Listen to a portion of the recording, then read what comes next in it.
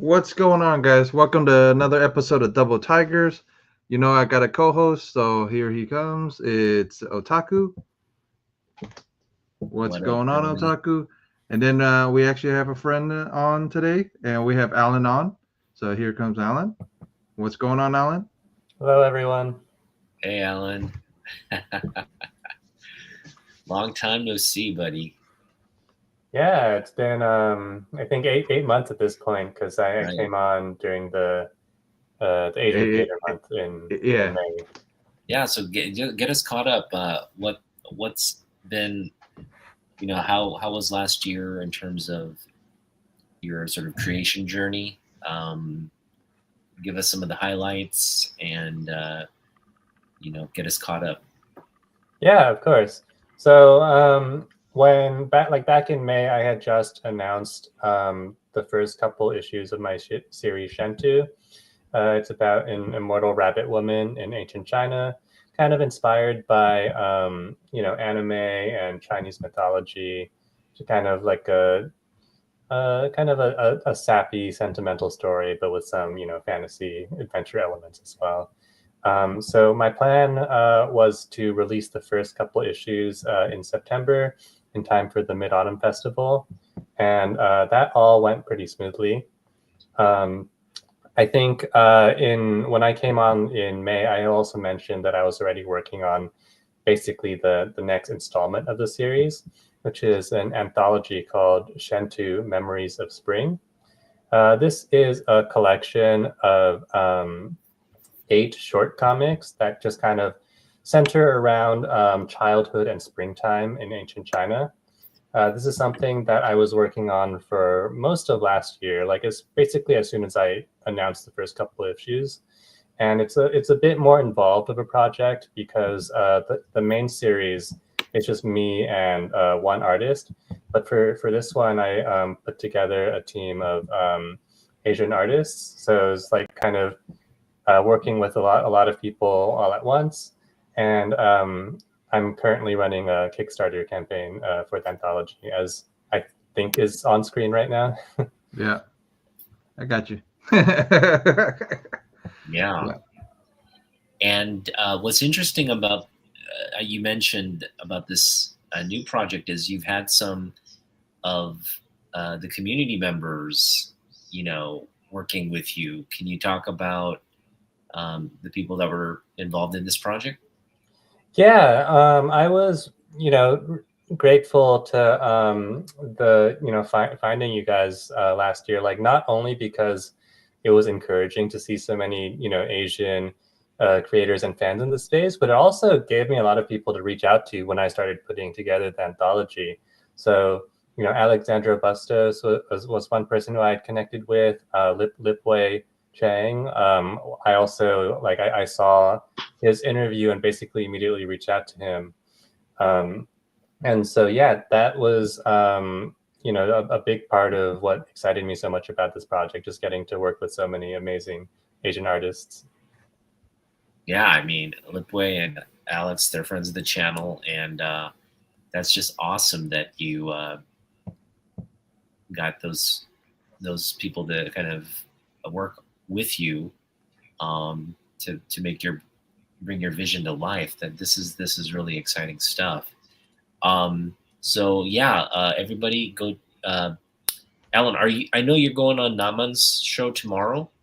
Yes. When does the Kickstarter? When is sort of the deadline to take part? So the Kickstarter still has 16 days to go. It's set to end on February 11th. I did a 4-week campaign, and we're getting close to 2 weeks in. Okay, can you drop the link in the chat, Jeff? Do we have the link? Yeah. Give me 1 second. Let me make that copy real quick. And I can do that. All right, copy it, and we'll drop it in the link. Awesome. Are Now, we? you had a signing earlier today. What were the details around that? Where was it, and Yep. how many people kind of took part? Hold on. Let me try and put a slightly cleaner link in the chat. Okay. That That was a little. yes. Let me see. But yeah, so my signing today. Sorry, I'm trying to connect my YouTube to StreamYard, and it's asking me a bunch of stuff. So I did a small signing today at Maximum Comics Southwest here in Las Vegas. It's my go-to comic book store. Oh my God, what is StreamYard doing to me right now? So yeah, it's just the store I always go to. The staff there are super friendly. When I announced the first 2 issues of Chantu initially, the owner Jay, he very kindly bought quite a few issues of the comic and put them on the shelf. So that was like a dream come true for me. And they've all been very supportive of my overall journey as well. So I asked them if I could basically go in and table for a bit and tell people about my Kickstarter. And so we made that happen today. Cool. Yeah, that's awesome. So, what were your thoughts on the whole overall experience? It was good. One thing that made me happy was that this is my 3rd time overall tabling. I'd done like a holiday market and a small trade show before this, and I felt a lot less nervous going into this one, just because like the first couple times it was all very new and intimidating. I think it also helped that this was like a smaller, cozier environment. It was like a place that I'd been to all the time. So it was great, and just the people who came and talked to me, they're all very friendly and curious about the comic for the most part, and it was honestly a very fulfilling experience. I think especially because like I'm in the midst of promoting the Kickstarter campaign now, and a lot of it is like shouting into the void, because it's like you kind of have to like try and get the word out as much as you can, and it can be a little disheartening because it's just like people like don't really want to hear it for the most part, because I guess people are just like like overwhelmed by like people pitching their projects all the time. But I think like in person in the store, like it was like a very like reassuring vibe. No, I mean first of all, it looks like an amazing story, and the art and the designs that you have put forth is so I mean, it's I'm just comparing from the initial project that you had and where it is now, and it's just it's like come together really, really nicely. So yeah, I worked with a pretty big variety of artists this time.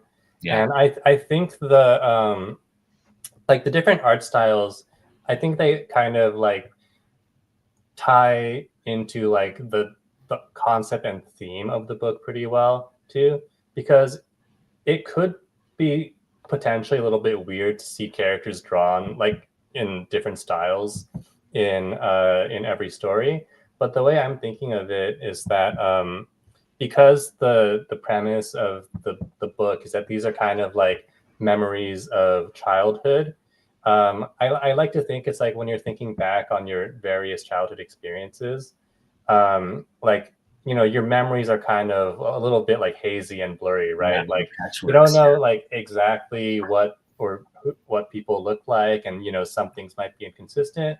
So I feel like having the shifting art styles from story to story kind of makes sense in a way, and also let me like just and the different styles, just like I feel like since I was able to work with basically all Asian artists for this project, like they really convey like different aspects and vibes of Asian culture overall. Yeah.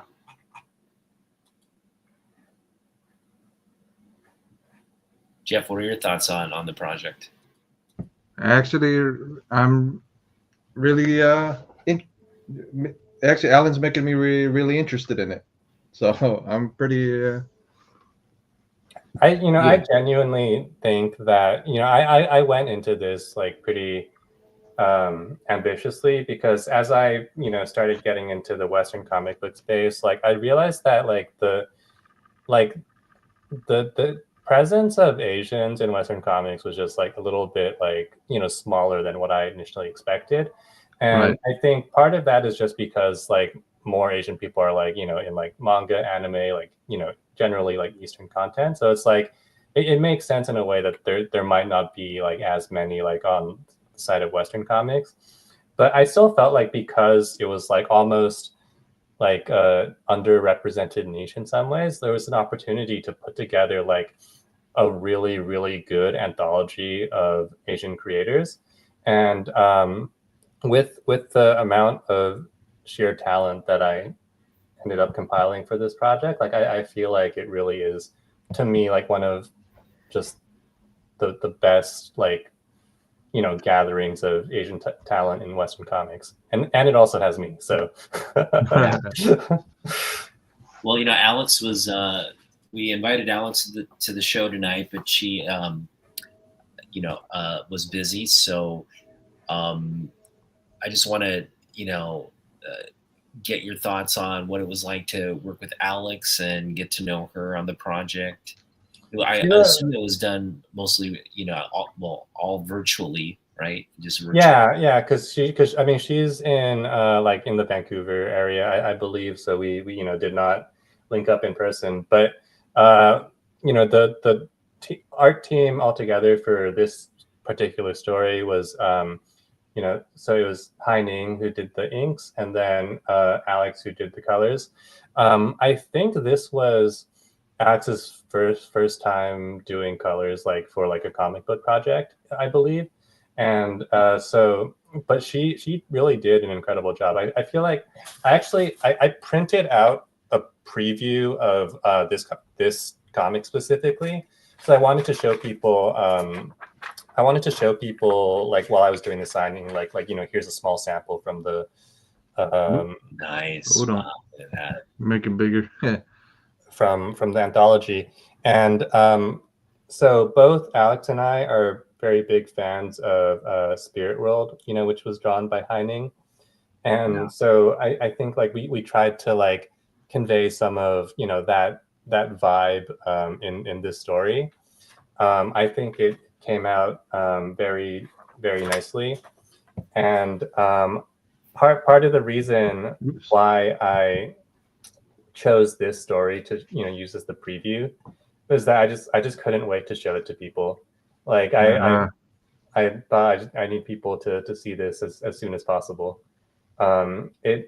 Alex, she's also just a joy to work with, because she's very enthusiastic and positive about the process, and like as like as the writer and the person who's like overall like trying to like make sure everything like is like functional and running on time, like it helps a lot to have someone on the team also be very enthusiastic and excited about the project. So I've really appreciated working with her.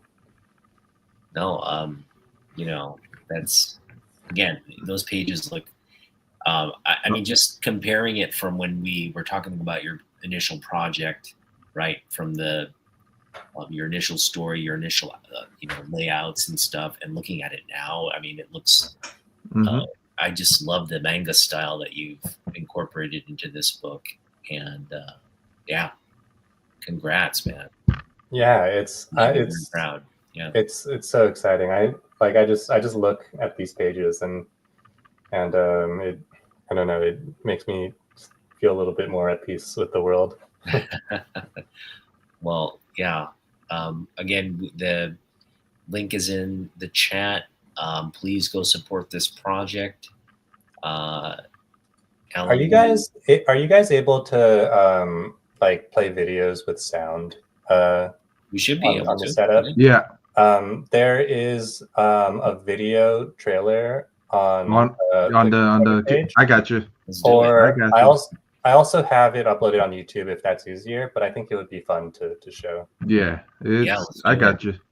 Yep. It's like movie Hold night. on. Yeah, I got you. There it Yeah, is. I commissioned some Yep. music, and one of my friends who's a professional voice actress, she voiced Shantu for this, so this also Ah, came out amazing. okay. Make the Do screen. you remember Make it full screen, Jeff. those halcyon IMAX. days when you were so small? Just the two of us against all the world.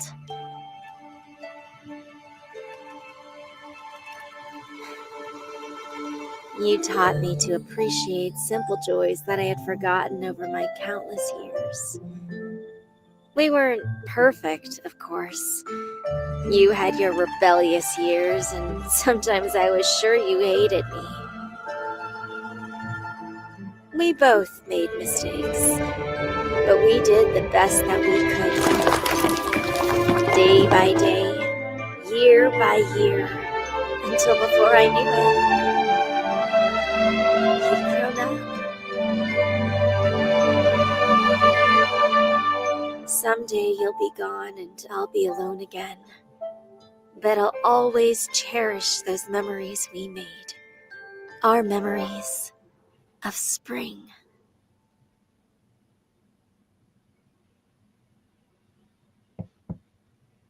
Awesome.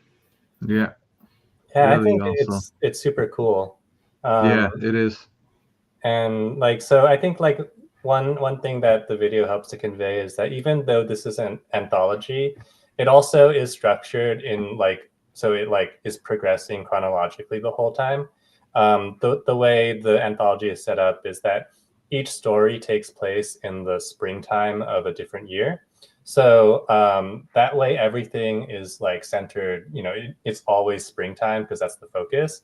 But we're also able to see Xiaohe grow up year by year over the course of the story. So he's around 7 years old in the first one. And then by the end of it, he's 14, 15. Mm-hmm. And this is all leading toward, you said, the next sort of chapter in the series. Yeah, so this is set between issues 2 and 3. I want to do it so that you can kind of read, that you can kind of go from issue 2 to 3 without missing, anything that's super crucial. But then if you want to see, what was happening in those intervening years, how did Shantu's bond with Xiaohe grow, like what made them become so close to each other, then you can read the anthology and just get that additional content basically. Yeah. All right. Well, without giving too much away, I mean, what can fans kind of expect in the coming, I guess, after this current Kickstarter project? What can they expect moving forward from the project? From the series overall. Mm-hmm. So if we could pull up the page again, the campaign page again, and scroll down just a little bit to the third image. It looks kind of like a faded sheet of paper.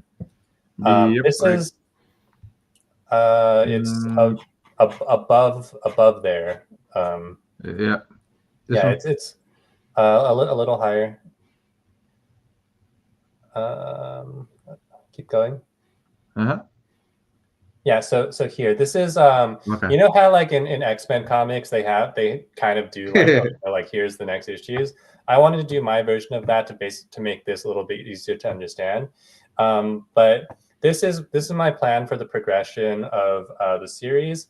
The way it's structured is that the first 2 issues are just the prologue, and then after that, we have the Memories of Spring anthology, and then Days of Spring, which will be a 4-issue story arc in the main series. And after that, we're going to go back to another anthology, which will be Memories of Summer. So you can see from that we're going to alternate between anthologies and story arcs, basically, until we conclude with Days of Winter. Okay. Yeah, so you're kind of developing as you're going along? Yeah, so the progression of these arcs is just going to follow, Xiaoho's life, because since Shentu, the main character is immortal, but her apprentice Xiaoho, the boy, isn't. Basically, in each of these stages, like when we say spring, summer, autumn, winter, these are like the stages of his life that we're following, and so that will kind of provide like the overall structure for the continuation of the story. Now, this takes a great deal of the way you've structured it here, right? You've obviously thoroughly thought, plotted out this, timeline and what happens to the characters here. So, what overall, what, you have something you're kind of retelling, but what from your personal experiences and, I guess view of life are you bringing to this particular story? Yeah, so the central like message that the story ideally revolves around is that the time we have with our loved ones is limited, but that's all the more reason to cherish it. So go like the lesson that Shentu learns like over the course of the story is at first she's afraid to get close to people because she thinks oh, but if I get attached to them, they're just gonna eventually pass away and I'll be alone and sad again. And the lesson she's supposed to learn is that like actually, even though our time is temporary, that's all the more reason to cherish it rather than just be afraid of it.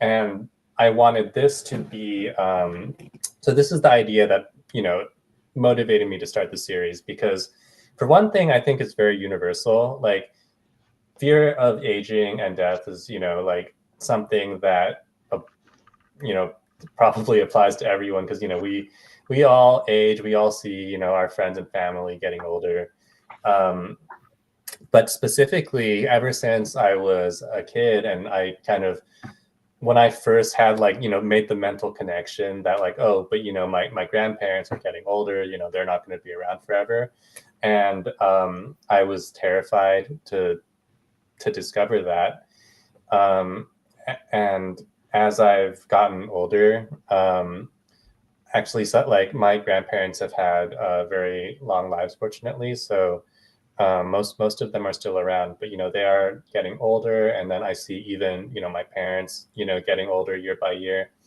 and it is scary to think about. And that fear is really what I took and turned into writing Shentu, because like I say, Shentu is about fear of aging and mortality, but I think specifically it's more about like being afraid of your loved ones getting older rather than you yourself.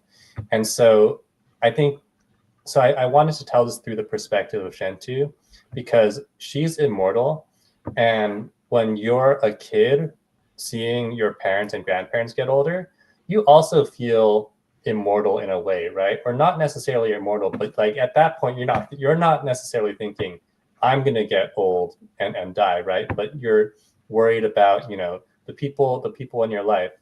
And so I thought exploring that through the lens of a character who doesn't have to worry about herself, but kind of has to suffer the pain of like grieving for loved ones again and again, would be a good way to frame that idea. Oh, that's great. Yeah.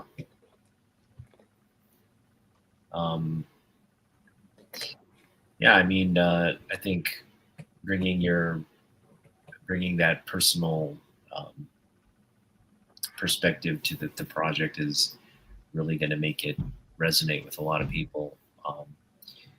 So yeah, that project is going until in about 16 days. The Kickstarter project's going to end, Yeah, it's And going then- through February 11th. Yeah, and then you're going to put out that work, and then you're going to get started on the subsequent issues. Yeah, I'm gonna start work on issue 3 basically as soon as the campaign finishes. I Okay, think. cool. Yeah, I'm trying to like queue everything up in advance as much as possible. But it's tricky, like this anthology. It was a real jump in what I was trying to accomplish from doing just the single issues, and I kind of learned like from trial by fire, just like what it meant to like manage like 8 art teams all at once. Definitely learned a lot of lessons, I think. But it also, I know, it was also really fun, just like getting experience working with different artists and personalities and communication styles. That was part of why I wanted to do this anthology too, because I thought like I want to build like as much experience and connections like within the world of comics as possible. And so like by doing an anthology of short comics, it just kind of like rapidly accelerated like the amount of comics I was able to make with different people. No, I mean, I think it looks fabulous. Mhm. And again, good work, man. I know how much, blood, sweat, and tears went into this one. And so you really want to get the community support. So please, go check out Alan's page, support the project. Well, the links his links in the chat. But after this is done, I'm gonna put everything down below, so you guys can go to the Kickstarter, go to follow Alan if you're not following Alan, and to keep up with what he's gonna be up to. So All right. Well, now we're going to get into talking about what's been going on in the comic book industry, sort of what's been going on in pop culture. Jeff, what news caught your ear or eye? Well, this week is he casted Sinestro, James right? I can't think of Did you hear about this, Alan? James Gunn, yeah. Gunn? He'd get James Gunn. Yeah, they cast Ulrich Thompson as Sinestro in the upcoming. Is this in the? Oh, this isn't the Superman movie. Is that the Superman movie? It's Green Lantern. It's an animated series coming on. It's HBO Max, right? Yeah, it's supposed to be coming on Max, he might be live action, maybe. Yeah. This is the interesting thing about this animated series. Mm-hmm. They're casting voice actors, but if you look at the physical traits of these voice actors, they also fit the physical billing in a movie as well. Well, I think James Gunn said he wanted it to be like a consistent presence across like, the animated and live action versions of the character within the new DCU, right? So it makes sense that would be the case. Yeah, it's gonna. I feel like that might be hard to stick to. Sure. Yeah. So we don't know what version of Sinestro we're gonna get, because Sinestro isn't. He's one of those characters like, he's sort of complex in that sense. He's not really he didn't start out really bad, but then the power gets to him and he becomes a force of evil. But those things are developments, and I think people have it's sort of a clean slate for forgetting about the Ryan Reynolds Green Lantern, right? And we're getting a real fresh look at the Lantern Corps. I'm really excited about. I mean, I haven't been excited about Lantern Corps in ever. I just didn't care about Green Lantern, but now for the first time, wow. I haven't cared about Green Lantern since Jeff Johns. After Jeff Johns, right? Yeah, I know very little about like the Green Lantern like sector of the DC universe, because it was only 2 or 3 years ago that I started really doing a deep dive into like not just DC but comics as a whole, and I feel like I'm slowly like like gaining like baseline understanding of like various, you know, sectors of DC. But Green Lanterns is just one that I haven't touched too much yet. So like the one yeah, that it's a lot of lore behind Green Lanterns. That's the biggest thing. like They're the like the Green cops of Lantern, the universe. the Green They have a Lantern that sector that they control, right? I think the one that I'm the most familiar with is Jessica Cruz, who like I know she's like one of the newer Right. ones. Right. And also like I Simon know Bears.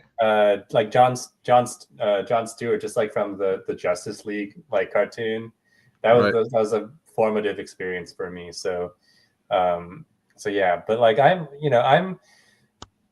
really hopeful for, you know, the new DCU as a whole, because like I really hope it's successful. You know, like DC like film and TV has kind of struggled for so long, you know, and I just hope that this will like, you know, like be able to really hit its stride.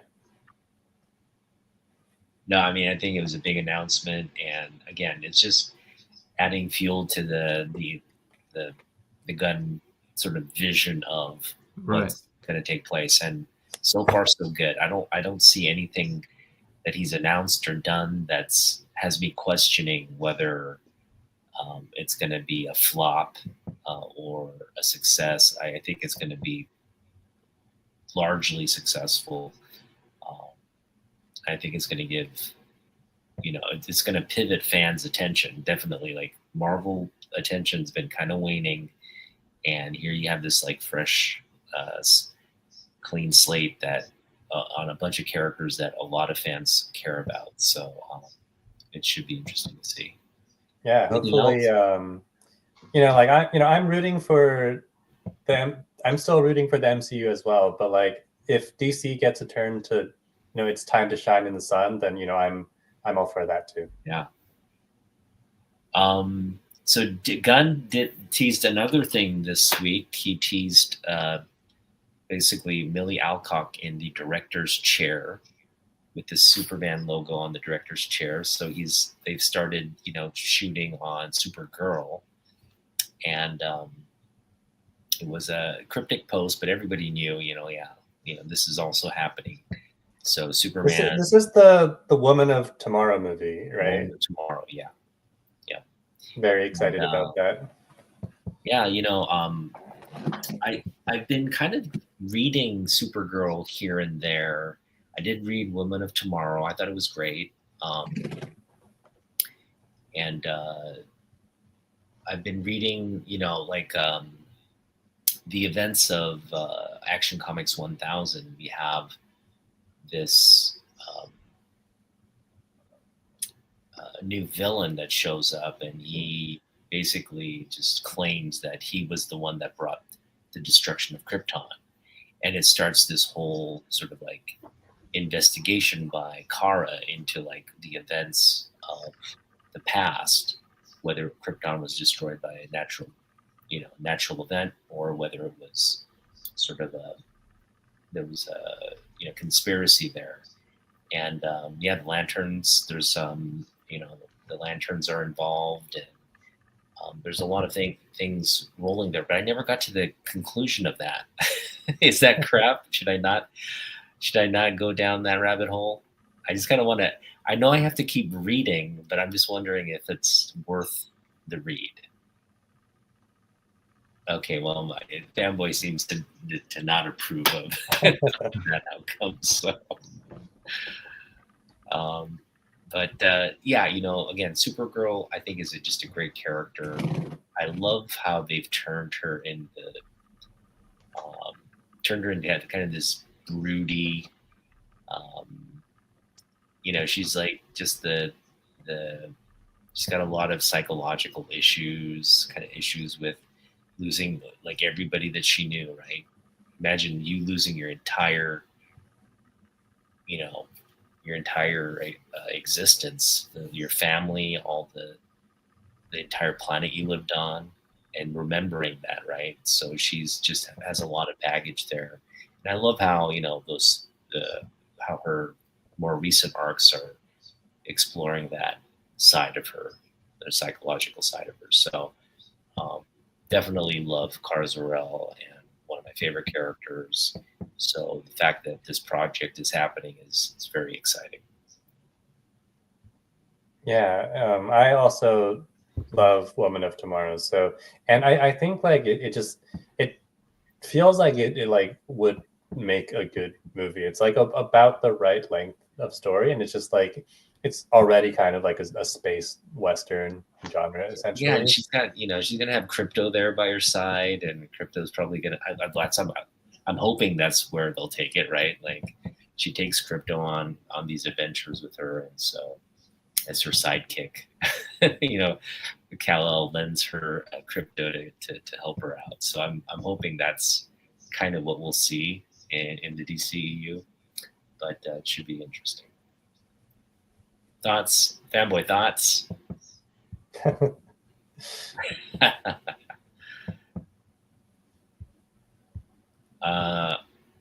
Jeff, you still there? Yeah, still here, but computer froze. So I was just like, you're deep in thought. He's just deep in thought. Yeah. Yeah, I'm just deep in thought. Yeah, no, it's just the computer froze for a second. Worries. So I hope you don't end the stream somehow. Yeah, but Alan, I hope not what's either. Catching So. your attention, just I guess comic book related. What are you reading? What are you? Do we lose him? Jeff has to log back in. My camera's getting really blurry. I heard if you do this, it can like fix it. I don't know if that works. There you or go. not. Oh. That's better. Well, so I feel like the big news of like this week or last week was Diamond declaring bankruptcy, I believe. And so I've seen a lot of discourse about that. I mean, that's more, like industry stuff rather than, like the fun part of comics. But it seems like it like could have pretty big like consequences for especially like smaller publishers I've heard. So definitely, I don't know, seems concerning. Yeah, so the Diamond thing right now, a lot of small public, like even Dynamites haven't, so may have issues. And so like a lot of Alan was saying, a lot of the smaller publishers. But the one thing is about now than the 90s and whatever, Diamond ain't the end all be all, because now they can go to Kickstarter and all these other Penguin and all these other guys now. So it's like, yeah, it's going to take some time. It's going to impact a lot of the process, but business is business, right? You lose one vendor or one supplier. Yeah, but my biggest thing, I don't understand how they owed that much. If you read the article, how they owed that much money. Bad business decisions. Bad strategic business. My thing is, and they were still running, because some of those amounts were in the billions. You know what I mean? I'm like, how do you let a company owe you $1 billion something in product or in and you give them $1 billion worth of product? Like the U.S. government out here. But it's a little weird, but whatever. It's like, but things change, but and sometimes stay the same. You know what I mean? But well, I did a video on this a while back about CGC, right? CGC having all these issues, in that there's no guarantee that CGC will be around in a few years. Because they had the scandals, right? Like with like people tampering with the slabs. And they got every one of those companies has a little bit of it, CBCS, all of them. So it's like, but mind you, CGC made a lot of investments into post-pandemic, into improving and streamlining, and they had all this like demand, this pent-up demand just coming, so they had to pivot and really expand, and that requires investment, right? And those investments are like contracts, essentially, with people, with partners, with building their infrastructure. That demand has fallen off now. So if you can't if you can't turn profit from what you owe, the same thing will happen to CGCs. Yeah, That's Yeah. rough. You know, and that's the whole reason they're raising prices. that could be the whole reason they're raising prices for sure. Yeah, Yeah, they laid off a bunch of people. I mean, yeah. that And then that they company- were one of the friends is a teacher, and they were at the high school. What was it? A high school job fair, CGC. You know what I mean? That's already a bad sign. If you're gonna be at a high school job fair looking for high school kids to do that, it's like junior high I'm like- schoolers, yeah, child labor. I'm like That's a bad sign right there. yeah. Not only that, but it's like, are they gonna take care of the? You know what I mean? If you do hire some of them, are they gonna actually be handling the books, or are they gonna be you know what I mean, pushing a cart around with the books on them? You know what I mean? It's like, Yeah, because you see dire- you see how some of dire these times. kids are, so it's like you know, it's like toss the book aside, Alan, or the whatever. comic book shop that you're at, do they have like CGCs? Do they submit books to CGC and sell slabs? I don't see a lot of like slab stuff there, if they have any at all. Like I know like some stores like you know, the slab comics are like a very big part of like Yeah, their since offerings. Alan's out in Vegas, since he's out in Vegas, I know Torpedo's a pretty big. Torpedo Comics is pretty big about slabs, about all kind. You know what I mean? So it's like, Yeah, Torpedo Comics is also very close to where I live. I was Right. actually thinking of going there tomorrow, or like in the near future at least, because I was talking to them at some point about carrying some issues of Shentu, and then like I just didn't really follow up with them, and they also didn't get back to me. But I feel like I should, like, it's probably my responsibility to like go back to them. So yeah. I want to. If you follow up with that, I think they're a bigger store, and they got multiple locations anyway. So Yeah. it's like, you know, so it Yeah, you could know, help. What's unfortunate is CGC is now partnering with a lot of BlackRock. these comic Yeah. book shops, the LCS, to Yeah. essentially give them sort of direct, expedited, and cheaper service. And what this is doing is it's taking more of the raw books at the comic book shops and, you know, transferring them to slabs.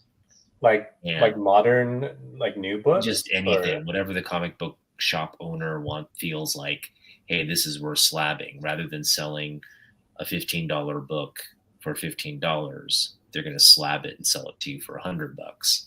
right? And you know, that this CGC is really banking on, well, if the collectors aren't going to do it, we're going to force the collectors to buy slabs through the retailers, right? And it's a really bad deal it's essentially become like It's a bad deal all the way around, man. seller. Because Yeah, it's a service for sellers now, and Yeah. it sucks for collectors because that $15 book that you could have got at the LCS, well, it was submitted to CGC. Now you got to pay $100 for it. So Right, because if the collector had done the slabbing process, then like, you know, they would have just paid the fee, and then they would have had the $100 book. Yeah. But yeah, like that is unfortunate. Well, what's great about the LCSs in my area is they don't do that. They've gotten the offer from CGC, and it's very tempting, right? Because the fees are lower, and it's an expedited service, right? Especially if you send in a stream of books. But I think the smart owners know, like, hey, look, the people that come into my shop, they want to buy things out of the bins. They want to dig. They don't want to be sold to slab, right? And so, not a lot of the businesses are impacted in my area, but I can't speak for, both of your locales. But sounds like none of mine are affected either. And then one of mine don't, some of them don't really like slab and stuff.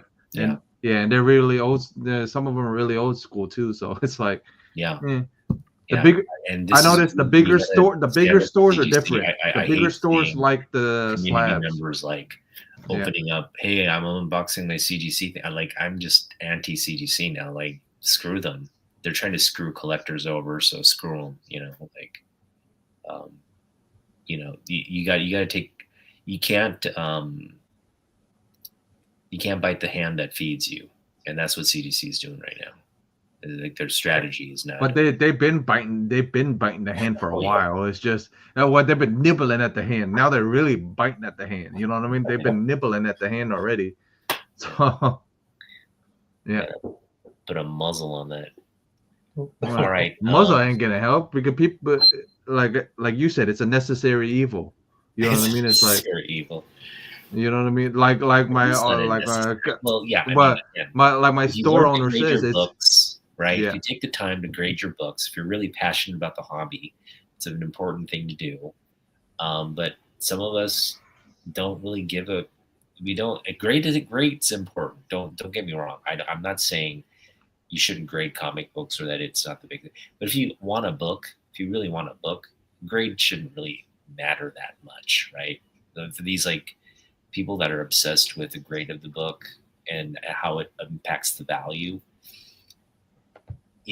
comic books should be fun. It's not an investment. It's not a business. You should be able to go buy a comic book from any period, outside of the golden age, any period, for a reasonable price, and have it in your collection, and not put a mortgage on a house or something, and Right. have it put other financial things at risk by just getting into the hobby. So Yeah. Alan, we want to get to know you as a collector. What were you? We never really talked about that. I know we've been talking a lot about your project, but what do you collect comic books, or what are you into? Yeah, I do collect. I am relatively new to the hobby because, as I mentioned, like I only really got into comics as a whole, like maybe like 2 or 3 years ago. And it was like when I started, it was like a little slow at first, and I just completely like at some point I suddenly completely fell down the rabbit hole. And that's how we all started, Alan. Is like yeah, it's this character looks cool, and then all of a sudden you spent thousands of dollars, right? And it's like, what happened? But, yeah. For me, like I had started reading comics, and then what got me to start going into the stores was when Spirit World was announced, actually. So Spirit World, like in so many ways, has been like the genesis of my journey in comic books. So I was baited into the stores by Spirit World, and I started buying other comics, and then it just like snowballed from there. I think to me, I have like a lot of comics, but I know that like in the grand scheme of collectors, it's like probably it's like a drop in the ocean. Like I have like about maybe like 700 or 800 issues right now. I think it's like that is nothing compared. Yeah, I know. I'm not trying to overstep here. That's pretty significant. No, that's pretty significant for being only a couple of years. But I'm saying if I know a couple of No, I know people have like probably like hundreds of thousands somehow, or like at least tens of thousands. No, if it's bad when you have 2 rooms that used to be your kids' rooms, and they're filled with I mean, you got to comics for collectibles. Fill them with something once your kids move out. I want to send a shout out to what's that, Bronzeville Comics, man. Yeah. Go watch his channel, and you'll see what. I've seen some incredible, like I don't even know what to call them, like sheer libraries of comics. Well, yeah, like the other friend we got is Mr. Whitegloves. Monty he built in Texas. He built a whole barn for his collection. You know what I mean? And it's so like I said, it can't. You know what I mean? It's a disease. I mean, there's no other way to put it. Like for you to go from like, oh, I have no books, to like, now my entire house is filled with like long boxes or short boxes. There's and that's where I kind of like I have to draw the line at a certain point. So for Well, me, you know I- what makes it more Capacity. egregious? What makes it more egregious is that I'm also a comic book creator now. So that means so I have these boxes full of not only the comics I collect. I also have multiple boxes of just like Shentu issue ones lying around everywhere. So it's just doubling up on the space that's being taken up by comics. But in terms of the comics I collect, like so most of what I have is like very new stuff. Like I just like from my weekly pulls. I don't have as much older stuff. But there are, I pick out my favorite characters, and then I like, go back and try and find older stuff for them. Like my favorite character from DC is Cassandra Cain, and my favorite on the Marvel side is Magic or Ilyana Rasputin. So like for those two characters, I do like try and like go back and get like their key issues and stuff like that.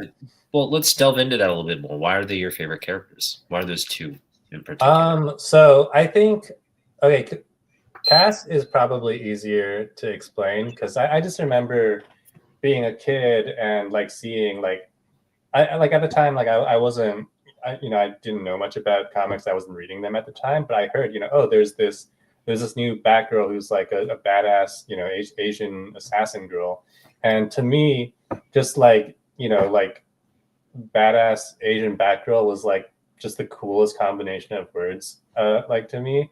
So I don't know. I just bought into her hype from the very beginning. So my Who was the artist? Who was the artist when you got into it? Well, I like again like it was really like Spirit World that like brought me into the comic in the present. So that would be Hai Ning and Sebastian Chang. But there's also the Batgirls series going on at the time, which also had some great, like very stylized cast content.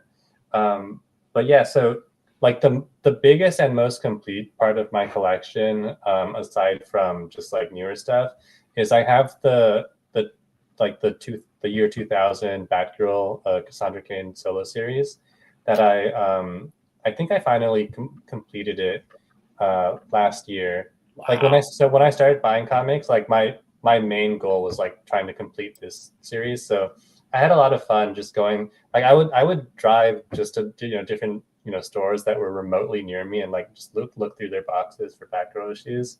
And so that was like a really fun like early collection project for me.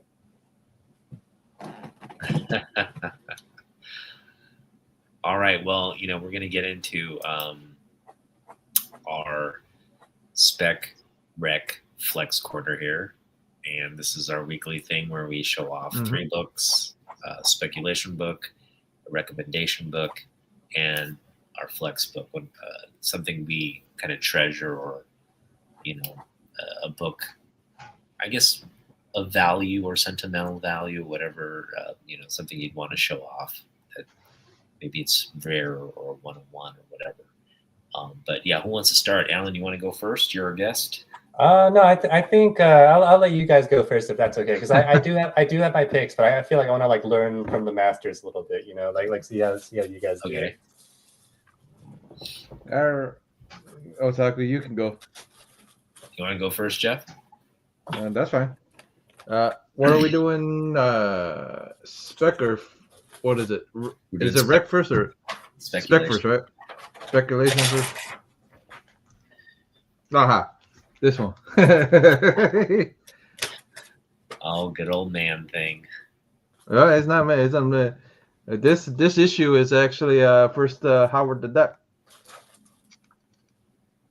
What is it? Yeah, Howard the Duck.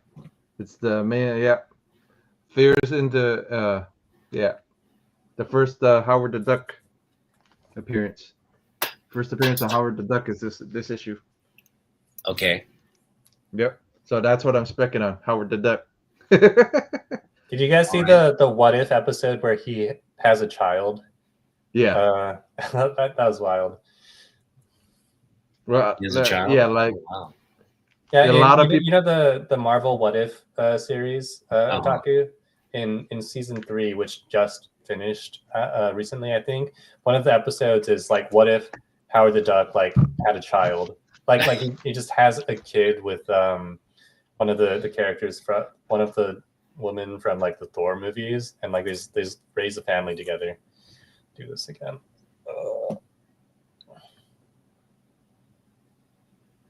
Yeah, I'm Just trying to specking fix on my Howard camera. the Duck. But I've always been spec'd on Howard the Duck. I've like everybody thinks that I'm only Vampy and I'm only Lady Death, but I like Yeah. Howard the Duck too. You got some Bronze Age man thing there. That's good. Yeah. All right. Well, everybody thinks I am, like Superman and all that, but I do have. We're talking about Sinestro, right? So, Green Lantern 52. This is just a Gil Kane goodness here. Really classic cover. Hal Jordan, Sinestro, kind of reading their, lantern. The lantern, what's it called? The motto, the lantern motto there. Yeah, the motto. And then Sinestro's retorting back with his motto. So yeah, I mean, this is not really a key issue, but I just feel like, with the Sinestro announcement, it might be. it might be. Last time you showed all those Superman books, so one of your books ended up on the top 10 list. So well, I mean, this is actually a highly sought after book already. No, I know. I'm messing around. I'm messing around with you. It's not technically like a key, yeah, right? It's just one of those like cover by keys. But yeah, this is all it takes is us to show a book, and it might end up on the hot list. I've been having good success with the trending list these days. It's like all my books are popping up on the trending lists. Well, yeah, but because of the movies. Probably, yeah. All right, Alan, how about you? All right, so for my spec book, I think I don't know, maybe it's just like copium for me to think that this will go up in value. And I also, before I show this, when I picked my 3 books, I decided to like go for a theme between them, which I think will become like apparent as I show all of them. But my spec book is the first issue of Captain Carrot. Yeah. Who what's going on with my camera? Like, at least kind of see what it is, I guess. Bring the book really up close. There you go. And then slowly bring it back. I think you need a new camera. Yeah, I don't know what's going on with this. It's I don't know if it's the camera or my internet, but there you go. First focus again. First issue of Captain Carrot. Like I think this is such a ridiculous character, and these days, or like for the last 20 years, like I feel like Captain Carrot is only seen like in multiverse stories when like the artists want to show like some character who like very visually shows that, oh, there's like some like weird characters here from the multiverse, right? But I just like I feel like he's such a silly character, and I'm glad that he still shows up, like even if it's just like as cameos mostly. I don't know like what would necessarily like cause this to go up in value, but like we are at the start of a new DCU, so maybe if he is brought back into it in some capacity, then all of a sudden this could go up in value. Who knows? Well, I think, yeah, I mean, that's a great spec book, dude. That is a great spec book. Shows your stuff right there, Captain Carrot. All right, that's the Alan with points on the board there, right there. Ding, ding, ding. All right, we're going on to our recommendation book, and Jeff, what's on your rec? Rec book. Yep. This King Kong story is pretty good. And then it's a pretty nice Dave Stevens cover too. Dave Stevens, oh nice. Yeah. One of my favorites. Look at you pulling out the Dave Stevens. Yeah, I had Dave Stevens before Dave Stevens went nuclear before he went to hot list type stuff. So You have a lot of Dave Stevens stuff. yeah, I got his a bunch of Betty Page, a bunch of his Betty Page stuff. Yeah, but Nice. yeah. So, but Yeah. this is It's one of my rocket favorite stuff. covers that he's ever done. Yeah. I mean, I got a couple, but this is one of my all time favorites of his. That's a big book. That's one of his bigger books, right? Yeah. Yeah. Well, like, It's yeah, 100 like, yeah, something like that. Yeah. It's a But $100 book. yeah, but it's a really good read too. The Kong story is really good in here too. It's a mini series, but everybody knows it by his cover. So, Yeah. but it's a little like a little mini series, but it's a pretty good read. Yeah. Actually, I just looked it up. It's a $20 book. Yeah. So, It's a yeah, like I said, it's a Dave small book, Stevens. It's a Dave Stevens classic. affordable book. Affordable It's book. Good. Yeah, book. it's one of the affordable ones that out of Stevens. All right. Ellen's camera is back in effect. All right. Well, my rec book is in line with the Supergirl anticipation. And as you know, one of my favorite artists is Michael Turner. And I actually have the sketch version of this. It's a black and white version, which is the more expensive version of these covers. But I never really liked the black and white. It just didn't, it felt lifeless to me. Like, like it was a great piece of artwork, but it didn't, and plus it had like a spine split in it. So I eventually just kind of I think I traded it to somebody, or I sold it to somebody. It was one of those like transactions that I just let it slip out of my collection, because I always had the intention of getting the color version, because the color version is the one I wanted, not the sketch version. And so Yep. got this book, and this is just yeah, I mean, it speaks for itself. I mean, this is a recommendation book because it's just absolutely mesmerizing. The eyes there, if the eyes don't get you, The art's gonna get you. If the Which eyes don't get you. which run is this from again? Like which year this was is, it? I think, volume, it's from 2005. I think it's volume 4, I want to say. Volume 4. I feel like I've read that issue, but I jump around the different Supergirl series a bit, so I don't exactly recall which is which. Yeah. And this is not a big book. This is probably what, $10 at your LCS, if that. I mean, I see it selling for $5 in a lot of places as well. I think I picked this one up for 10 at my LCS, but happy to pay that, because I've been looking for this for a long time, and I was just like, screw it, it's here for 10. I have $10 in my pocket. I'm going home with Kara tonight. So that's what happened. All All right, Alan's turn. Rec All right, time. well, I was advised to bring my book for this slot, so I hope that's okay, or else it's going to be incredibly cringe. But my recommendation is the first issue of my series, Shentu. This cover is drawn by Hai Ning, who actually, I think I first got the initial sketch for this cover on my birthday last year. So, I mean, she didn't know it was my birthday, like the day that she happened to send it on.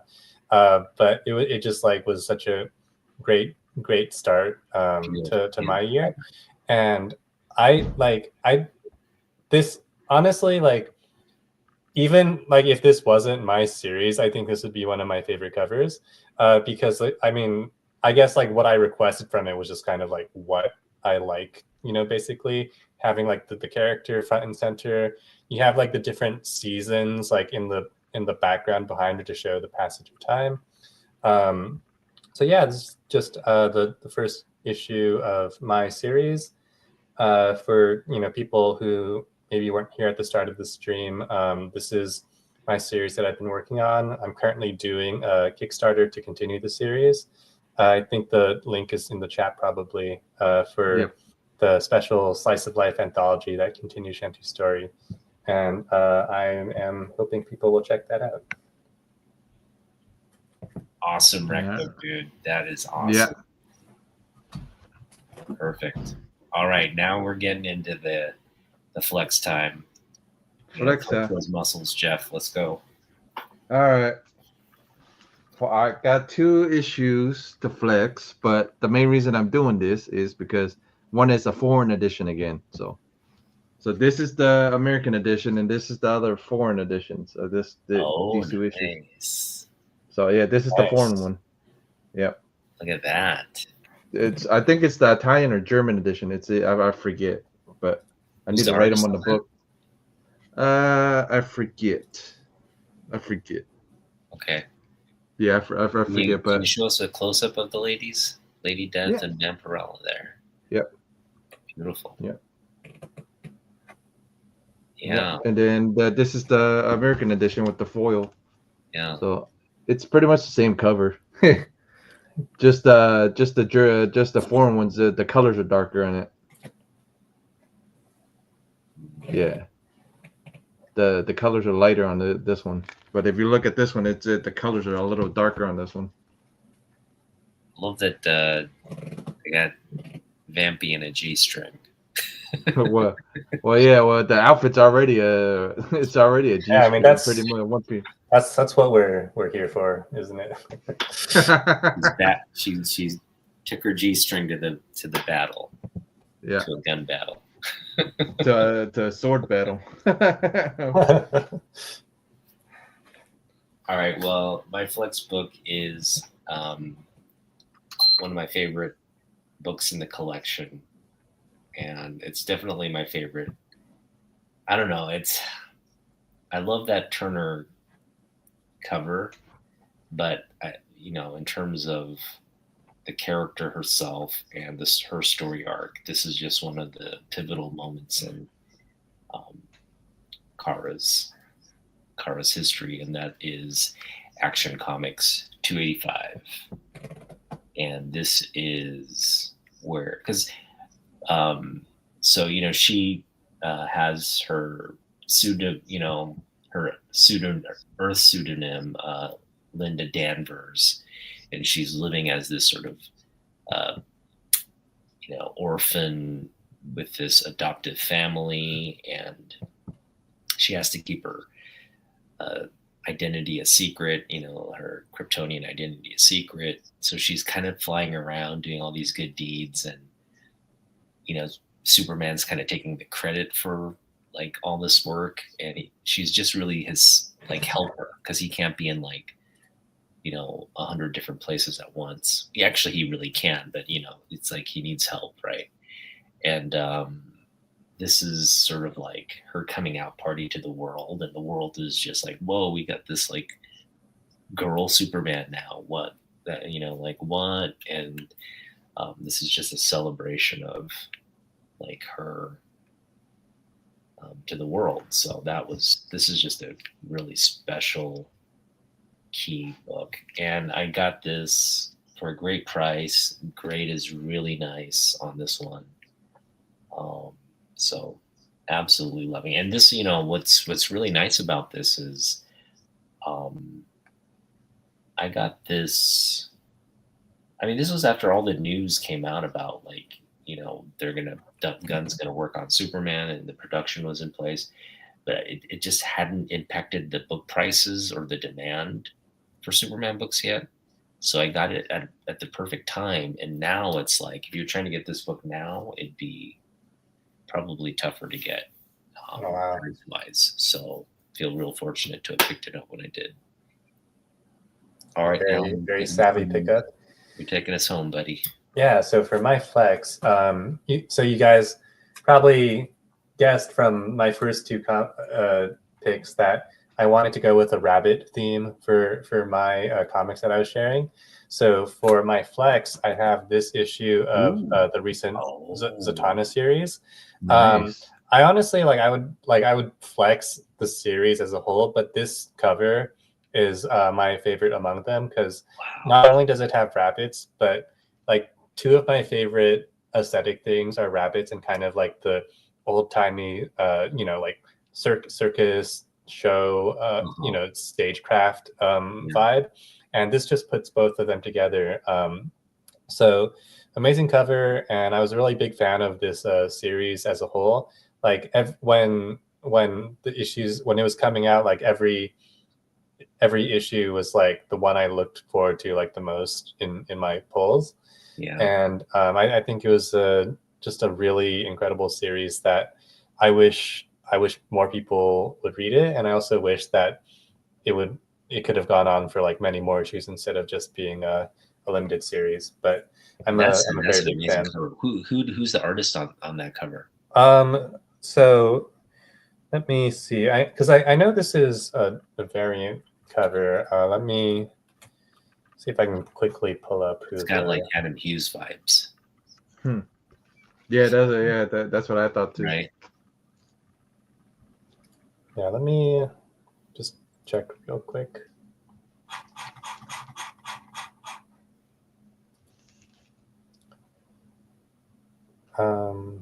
This is that from 2025?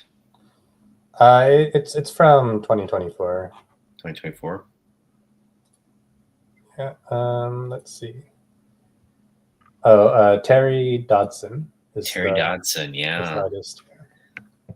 Love Terry Dodson stuff. That's incredible, dude. Nice flex book. Yeah. All right. Well, let's go around the horn.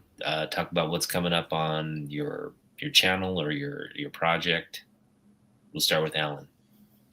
Yeah. So once again, my main thing right now is the Shentu Memories of Spring Kickstarter. It's got a couple more weeks, and I'm just trying to reach as many people as possible with it.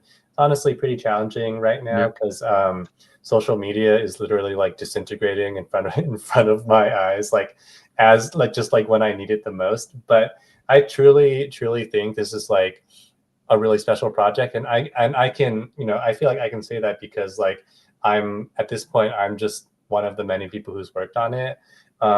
All the artists who came on board really went above and beyond, and I think it's really turned out to be like a much stronger celebration of Asian talent and culture than I could have expected even. And yeah, I just am really hoping that people will check it out. There's two really great covers. One of them was drawn by Eileen Ujija. It's like a very traditional, like ancient Chinese painting style cover. Second cover was done by Hai Ning, and that was a variant I wanted to do for the year, because it's the year of the snake specifically. I tried to time this campaign around Lunar New Year because, it's known as the Spring Festival in China. So, it made a lot of sense. And so I put together the special Lunar New Year, Year of the Snake cover for that as well. Yeah, Lunar New Year is when is it this year? It's been a couple of days. It's on the 29th. 29th. Yeah. So yeah, just would be a great time to pick up a festive comic. So hope everyone checks out the Kickstarter. But yeah, that's. So this is technically our Lunar New Year edition. Why did I had the thumbnail? I put reused the thumbnail. Yeah, it is the Lunar New Year / Year of the Snake variant. Yeah. Yeah, so it's good. Yeah, so if you guys want to follow, like I said, if you guys want to follow Alan and want to go do the Kickstarter, it's already in the chat up there. But as soon as we end, I'm gonna put all Alan's information down below. So whoever's watching it on the rewind, want to follow the Kickstarter, want to go want to go fund it, it's gonna be all down in the description below, and Alan's Instagram and everything else down in the description below. So you guys can actually follow Alan to see how the Shentu book's doing, how all that stuff's doing, and So that's pretty much what we got. What do you got, Otaku, going on? My channel's been kind of I want to say it's in a little bit of a funk, because I'm not. It used to be, the core of what I featured on my channel was like my comic book hauls. I'd go out and Right. get books. I'm doing less of that now, and I anticipate that's going to continue for the next foreseeable. So I'm kind of what I've been trying to do is pair, kind of features really key books from my collecting era, and highlighting the time frame that it came out. So, for example, I just featured Secret Wars #8. Right. It's the Black Spidey, suit that came out in December of 1984. So, Cool It Now by New Edition was, among the top charting songs, and Beverly Hills Cop was the top movie at the box office. So I've been kind of trying to I still haven't kind of found my footing with doing this, but I'm trying to pair comic books with songs on Eat Reels, trying to really focus on that time period, bring back a little bit of nostalgia for those who were fortunate to grow up in that period. And yeah, that's kind of where I am with the channel, but we'll see how it goes. I know there's a lot of technical issues that I'm having with setting that up, and there's got probably a better way to present and navigate that topic without boring people to death. But it's a work in progress. Yeah, we're working on it. We're working on stuff. We're all working on stuff. Alan's working on his books. We're working on our YouTube channels to make it better. But also, you know what I mean? We're gonna be on next week. Yeah, and then you never know. We might have a guest, we might not. So you never know. You guys would have. Yeah, you guys got to tune it. Yeah, you guys got to tune in. Alan back on for AAPI Heritage Month, and we're gonna have a bunch of people. Whole crew, we're gonna have Alex, the whole crew as a panel. So we'll have you back on, Alan. But good luck with your project. Please go support Alan. He put a lot of blood, sweat, and tears into this project. Yep. It's outstanding. You should be proud, Alan. It's just an outstanding piece of work.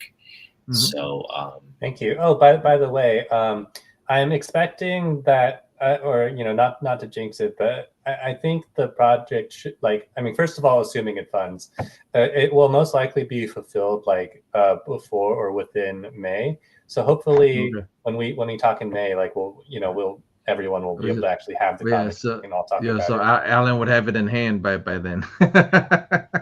So that'd be nice. So because again, there's so many people in this community who are part of the book as well. Alex and Litplay. Right. So I think it'll be. Yeah, it'd be nice to have we all have the book and we can all talk about it together. Yeah, it'd be nice to have the whole team Alan on. Is going to be on Naman Young's channel. Yeah, tomorrow night. Yeah. Right. Tomorrow night, yeah. And I'm making the rounds. But go watch that. Shout out to my Korean bro. Yeah. And good luck with everything. So all right, guys, this is a show. So we'll check you guys next week and see you guys later.